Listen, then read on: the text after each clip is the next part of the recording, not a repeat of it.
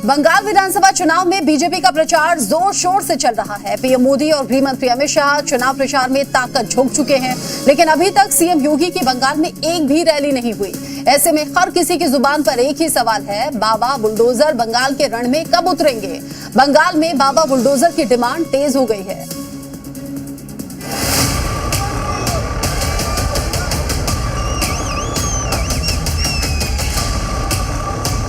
कटेंगे नहीं, कटेंगे भी नहीं। एक रहेंगे तो सेफ भी रहेंगे। बंगाल का चुनावी रण चरम पर पहुंच चुका है। पीएम मोदी खुद मैदान में उतर चुके हैं और ममता के खिलाफ मोर्चेबंदी कर रहे हैं। लेकिन 2021 में 2 मई दीदी गई का नारा देने वाले बाबा बुलडोजर यानी बीजेपी के फायरब्रांड नेता योगी आदित्यनाथ की डिमांड बंगाल में जोर पकड़ने लगी है। आप लोगों में योगी जी के कौन कौन फैन है, बता दीजिए। योगी के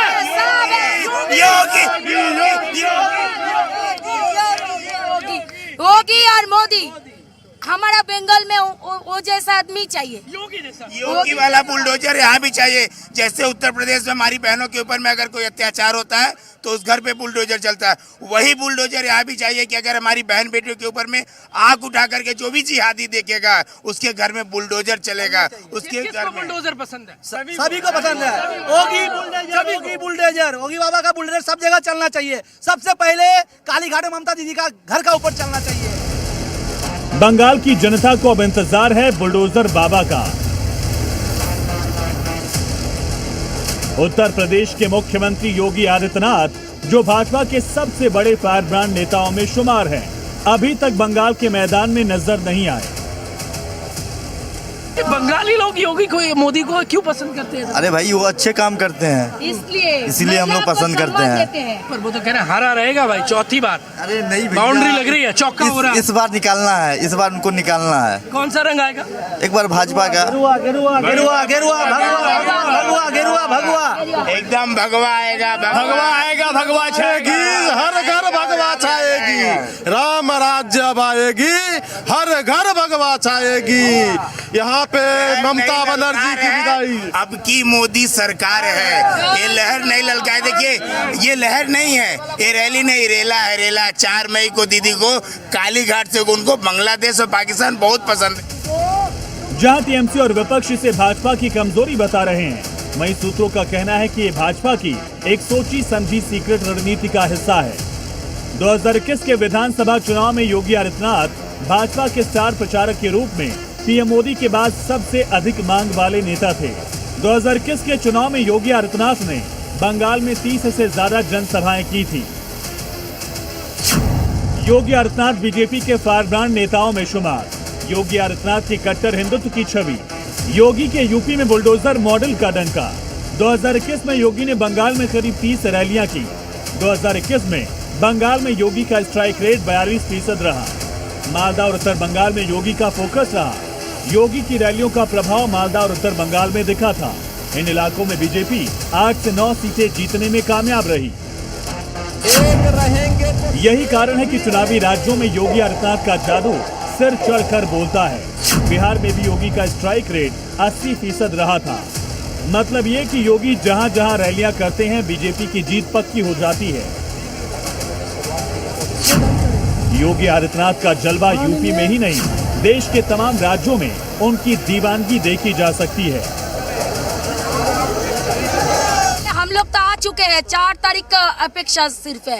रात को हम दिखाएंगे हम लोग क्या है। ये योगी आए क्या? सुनना है योगी? योगी जी बंगाल में आएंगे और बंगाल में प्रचार करेंगे, और योगी जी का कदम जहाँ जहाँ पड़ा है वहाँ भाजपा की सरकार बुला रहे हैं। कौन कौन बुला रहा है योगी को? सब लोग बुला रहे हैं, सब योगी आएगा,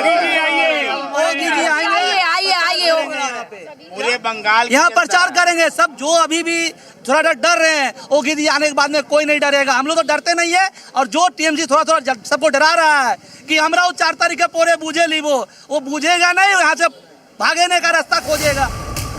ऐसा नहीं है कि योगी आदित्यनाथ बंगाल के चुनावी रण में नहीं उतरेंगे। उनकी जनसभाएं प्रस्तावित हैं और बंगाल में बीजेपी के स्टार प्रचारक भी हैं। लेकिन बीजेपी इस बार योगी आदित्यनाथ का इस्तेमाल एक ब्रह्मास्त्र की तरह करना चाहती है। बंगाल में चुनाव 2 चरणों में हो रहे हैं। पहला चरण 23 अप्रैल को है, दूसरा फेज 29 अप्रैल को। बीजेपी चाहती है कि योगी की एंट्री तब हो जब चुनाव अपने निर्णायक मोड़ पर हो, ताकि उनके भाषणों का असर मतदान के दिन तक ताजा रहे। 23 अप्रैल से पहले बंगाल में उतरेंगे योगी। पहले चरण से ठीक पहले ताबड़तोड़ रैलियां। बुलडोजर बाबा की डिमांड हर सीट पर है। मालदा, कोच बिहार, जलपाईगुड़ी में करेंगे प्रचार। माना जा रहा है कि 23 अप्रैल को होने वाले पहले चरण के मतदान से ठीक पहले योगी आदित्यनाथ का तूफानी दौरा शुरू हो सकता है। बटोगे तो कटोगे जैसे नारों के साथ योगी आदित्यनाथ बंगाल के चुनाव में प्रचार को धार देते नजर आएंगे। कोलकाता से प्रमोद शर्मा के साथ ब्यूरो रिपोर्ट, जी मीडिया। और अब बात करेंगे यूपी में आतंकियों के जन्नत प्लान की। दरअसल यूपी एटीएस ने एक आतंकी मॉड्यूल का भंडाफोड़ किया है, जिसमें सामने आया है कि ये टेरर नेटवर्क पाकिस्तान की खुफिया एजेंसी आईएसआई से जुड़ा हुआ था और यूपी के कई जिलों में अपने पैर पसार चुका था। आतंकियों ने अपनी साजिश का कोड नेम जन्नत रखा था, जिसे धरती पर उतारने की पूरी तैयारी कर ली गई थी, मगर उससे पहले ही योगी फोर्स ने उन्हें जहन्नुम में भेज दिया।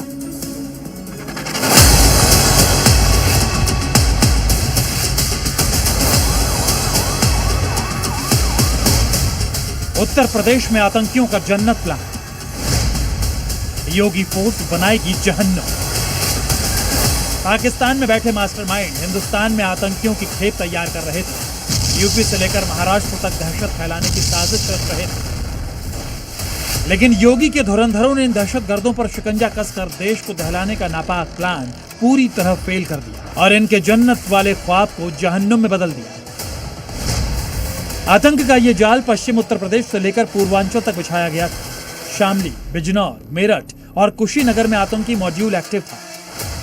यूपी एटीएस ने शामली से 6 संदिग्ध आतंकियों को धर दबोचा है, जिन पर पाकिस्तान की खुफिया एजेंसी आईएसआई के लिए जासूसी करने का शक है। जांच में यह खुलासा हुआ है कि ये सभी आतंकियों के स्लीपर सेल का हिस्सा थे। शाकिब और उसके साथियों ने यूपी एटीएस को बताया है कि कई हिंदूवादी नेता उनके रडार पर थे। हैदराबाद, लखनऊ से ताल्लुक रखने वाले इन हिंदूवादी नेताओं की रैकी भी इन लोग ने की थी। इस टेरर नेटवर्क का मास्टरमाइंड पाकिस्तानी हैंडलर अबू बकर बताया जा रहा है, जिसने इस मिशन को जन्नत नाम दिया था और साकिब को टेरर मॉड्यूल तैयार करने की जिम्मेदारी सौंपी थी। साकिब को महाराष्ट्र भेजकर कई जगहों की रेकी भी करवाई गई थी। इसके अलावा लखनऊ में बड़ी आतंकी वारदात को अंजाम देने के लिए भी कहा गया था। पाकिस्तानी हैंडलर और आतंकी अबू बकर इस पूरे ऑपरेशन को अंजाम देने के लिए अलग अलग जगहों पर अपनी टीम बना रहा था। इस पूरे मिशन के पीछे उसी का हाथ था। वही पैसों का लेन देन कराता था और टास्क भी देता था। उसने बकायदा इस टास्क का नाम जन्नत रखा था। कुछ दिन पहले यूपी एटीएस ने जिन 4 संदिग्धों को गिरफ्तार किया था, उनमें साकिब भी शामिल था। ये चारों लखनऊ, मेरठ समेत कई शहरों में गाड़ियों के शोरूम, गैस सिलेंडर से भरे ट्रक और रेलवे ट्रैक के किनारे लगे सिग्नल बॉक्स को निशाना बनाने की तैयारी में थे। इनका मकसद जगह जगह आगजनी और अफरा तफरी फैलाना था।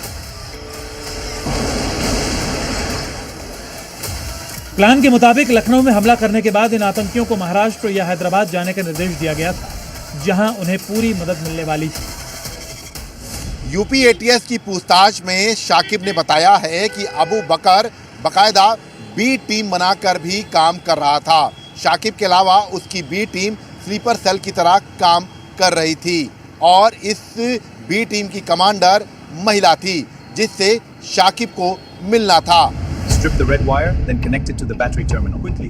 इस टेरर मॉड्यूल में केमिकल एक्सपर्ट को भी शामिल करने की तैयारी थी, जिससे हमले को और घातक बनाया जा सके। सूत्रों के मुताबिक गिरफ्तार आतंकियों ने ब्लास्ट के वीडियो देखकर उत्तर प्रदेश, पंजाब और कर्नाटक में आतंकी वारदात को अंजाम देने की योजना बनाई थी। एटीएस को जांच में मेरठ, अलीगढ़ और गाजियाबाद के कई गाड़ियों के शोरूम के वीडियो भी मिले हैं। यूपी में एक्टिव इस टेरर मॉड्यूल को दुबई में मौजूद आकिब चला रहा था। एटीएस की जांच में यह भी पता चला है कि इस मॉड्यूल के 2 हिस्से थे, एक ए टीम और दूसरी बी टीम। बी टीम का काम लोकेशन शेयर करना और ग्राउंड सपोर्ट देना था। चौंकाने वाली बात यह है कि इस बी टीम को एक महिला कमांडर लीड कर रही थी। योगी फोर्स अब आतंकियों की इस बी टीम का पर्दाफाश करने में जुट गई है ताकि पूरे टेरर नेटवर्क को डिकोड किया जा सके। वैसे भी ये पहली बार नहीं है जब यूपी में पाकिस्तान का टेरर मॉड्यूल पकड़ा गया हो। योगी राज के दौरान पिछले 5 साल में 1.5 दर्जन से ज्यादा ऐसे नेटवर्क का खुलासा हो चुका है और हर बार ऐसे दहशतगर्दों के मंसूबों को योगी फोर्स मिट्टी में मिला चुकी है। ब्यूरो रिपोर्ट, जी मीडिया। यूपी में अपराध और अपराधियों के खिलाफ जीरो टॉलरेंस नीति है। माफिया, गैंगस्टर और गौ तस्करों पर शिकंजा लगातार कसा जा रहा है। शहर शहर कानून का राज स्थापित करने के लिए क्राइम की कमर तोड़ी जा रही है, क्योंकि योगी ने साफ कर दिया है कि यूपी में अपराध और माफिया को पनपने नहीं दिया जाएगा।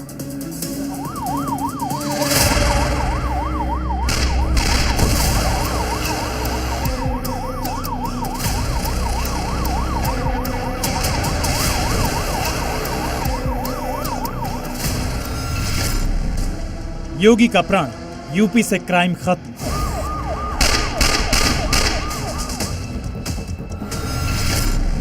माफिया, गैंगस्टर, गौ तस्कर योगी फोर्स के रडार पर।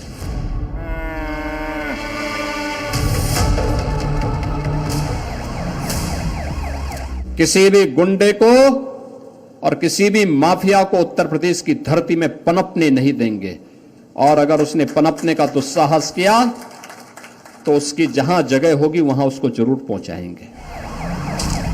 माफिया नेटवर्क पर प्रहार, गौ तस्करों पर ताबड़तोड़ एक्शन, गैंगस्टर्स पर योगी फोर्स का हंटर। ये उत्तर प्रदेश की तस्वीर है जहां अपराधी या तो जेल में है या जहन्नुम में, जहां जनता के मन में डर नहीं, सुरक्षा का भरोसा है। और उसकी तस्दीक करती हैं ये 3 तस्वीरें। पहली तस्वीर माफिया पर एक्शन की है, क्योंकि योगी सरकार ने साफ कह रखा है कि यूपी में माफिया को पनपने नहीं देंगे। दूसरी तस्वीर गैंगस्टर के बुलेट ट्रीटमेंट की है, जहां 25,000 के इनामी को योगी फोर्स ने लंगड़ा बना दिया। वहीं तीसरी तस्वीर यूपी में गौ तस्कर पर एक्शन की है। दरअसल सीएम योगी का आदेश है कि गौ माता के दुश्मनों को बख्शा नहीं जाएगा, लिहाजा योगी फोर्स भी मिशन में जुटी है और यूपी में एक एक कर गौ तस्करों की तलाश कर उनका हिसाब किया जा रहा है। शाहजहांपुर में योगी फोर्स ने गौ तस्कर को जब चेकिंग के दौरान रोका तो उसने फायरिंग शुरू कर दी। जवाबी कार्रवाई में उसके पैर में गोली लगी। वहीं मुरादाबाद में एक ही केस से जुड़े 6 गौ तस्करों से 2 अलग अलग जगह पर मुठभेड़ हुई। पुलिस की जवाबी फायरिंग में 4 बदमाशों के पैर में गोली लगी, जबकि 2 को कॉम्बिंग के दौरान गिरफ्तार कर लिया गया। शाहजहांपुर और मुरादाबाद में पुलिस ने हथियार, बाइक और अवैध सामान बरामद किया है। योगी फोर्स का एक्शन खनन माफिया पर भी हो रहा है। एटा में अवैध खनन के खिलाफ अभियान जारी है। इस दौरान छापेमारी करते हुए प्रशासन ने एक लोडर और 3 ट्रैक्टर मौके से जब्त किया, जो अवैध खनन में इस्तेमाल किए जा रहे थे। यूपी में क्राइम की कमर तोड़ने के लिए जारी मेगा ऑपरेशन के तहत योगी फोर्स गैंगस्टर्स का भी चुन चुनकर हिसाब कर रही है। फतेहपुर में 25,000 के इनामी गैंगस्टर जीशान खान को गिरफ्तार किया गया। चेकिंग के दौरान जीशान खान पुलिस के सामने आ गया। जवाबी कार्रवाई में जीशान के पैर में गोली लगी। उसके पास से तमंचा और कारतूस भी बरामद हुए हैं। जीशान पर फतेहपुर और कौशाम्बी में 11 गंभीर मुकदमे दर्ज हैं। वहीं बागपत में गैंगस्टर विपुल के घर कुर्की की बड़ी कार्रवाई की गई। पुलिस टीम ने भारी सुरक्षा व्यवस्था के बीच आरोपी की संपत्ति कुर्क की। गैंगस्टर विपुल के खिलाफ गंभीर धाराओं में आधा दर्जन से ज्यादा मुकदमे दर्ज हैं और वो लंबे समय से आपराधिक गतिविधियों में शामिल रहा है। यानी मैसेज क्लियर है, यूपी में कोई माफिया हो या गैंगस्टर या फिर कोई इनामी अपराधी, योगी राज में किसी का भी बचना मुमकिन नहीं है। ब्यूरो रिपोर्ट, जी मीडिया। अब एक हैरान करने वाली खबर महाराष्ट्र के नासिक से, जहां पर कॉर्पोरेट कल्चर में कट्टरपंथी साजिश का खुलासा हुआ है। नासिक के नामी मल्टीनेशनल आईटी कंपनी में महिला कर्मचारियों से यौन शोषण और मेल कोलीग का जबरन धर्म परिवर्तन किए जाने का सनसनीखेज मामला सामने आया। हैरानी की बात यह है कि कंपनी में नापाक मंसूबों को कई साल से अंजाम दिया जा रहा था। इसकी शिकायत भी की गई, लेकिन पीड़ितों की किसी ने नहीं सुनी। रिपोर्ट देखिए।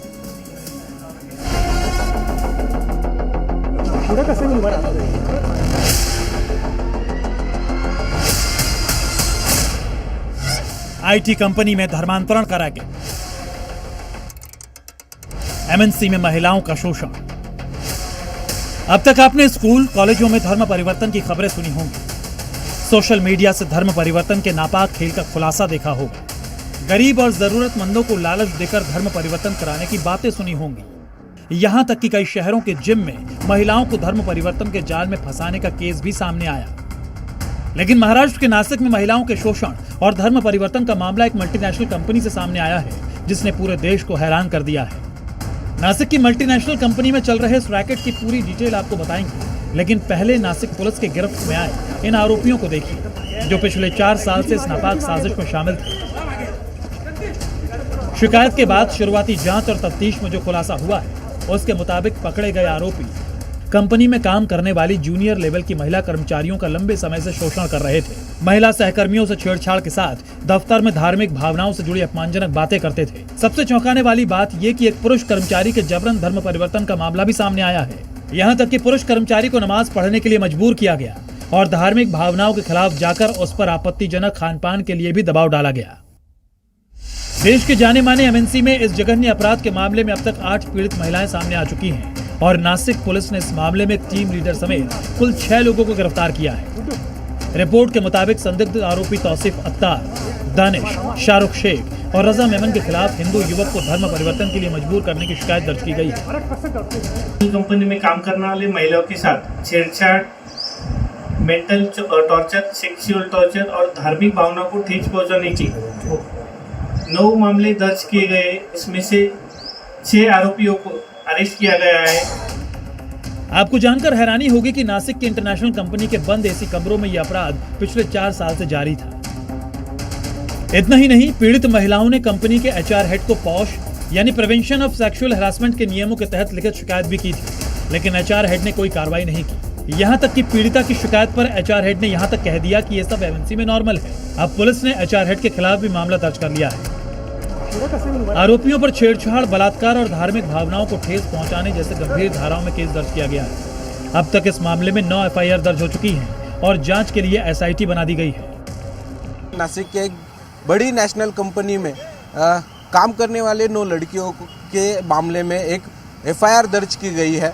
उन लड़कियों को इस कंपनी के जो काम करने वाले जो लड़के थे उन पर अत्याचार करने की खबर सामने आई है। उसके ऊपर एक एफआईआर दर्ज की गई है। उसके बाद इसी मामले को लेकर नासिक के पुलिस कमिश्नर ने एक एसआईटी स्थापन की है। इस एसआईटी के स्थापन के बाद इस पूरी मामले की जांच होने वाली है। पुलिस को शक है कि ये मामला सिर्फ कुछ लोगों तक सीमित नहीं है, बल्कि एक संगठित नेटवर्क के तहत ये कट्टरपंथी साजिश रची जा रही थी। पुलिस को आशंका है कि इस मामले में 50 से ज्यादा पीड़ित हैं जो धीरे धीरे सामने आ सकते हैं।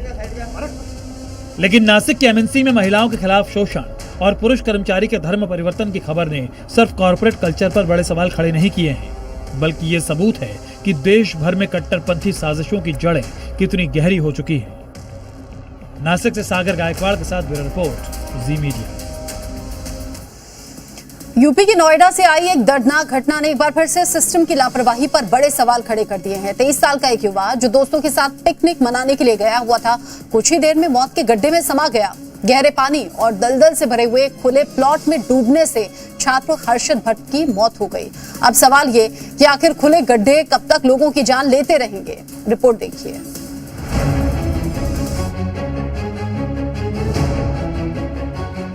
नोएडा सेक्टर 125 के पास सुपरनोवा बिल्डिंग के पीछे का ये प्लॉट, जहां एक खतरनाक गड्ढा और उसी गड्ढे ने 23 साल के हर्षद भट्ट की जिंदगी छीन ली।